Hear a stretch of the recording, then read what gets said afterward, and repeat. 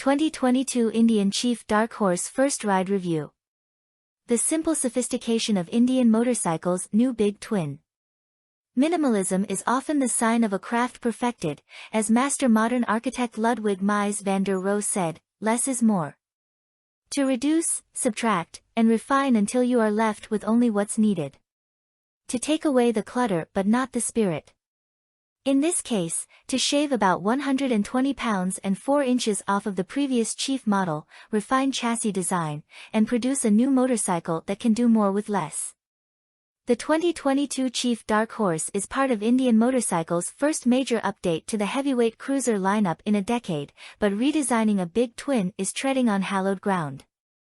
The two men leading design on this project are not only experienced and proven designers, but riders, customizers, and passionate motorcycle people. Ola Stenegard is Indian's Director of Product Design following a 15-year career at BMW. An interview with Stenegard will be coming soon here at Cycle World. His hand-built 1972 shovelhead chopper, Forsaken, is one of my all-time favorite builds. Rich Christoph is the lead industrial designer for this rejuvenation of Indian's flagship, as he was on the Scout, FTR 750, FTR 1200, and Harley-Davidson's Nightstar.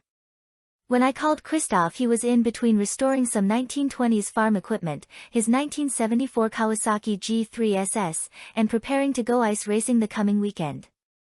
Both of them speak with the fervency that only comes from living one's passions. They're the type of people I want designing my motorcycle.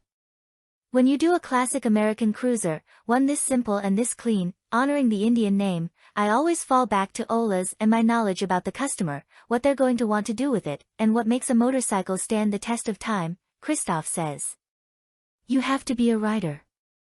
You have to be involved. There's a raw beauty in the air-cooled American V-twin.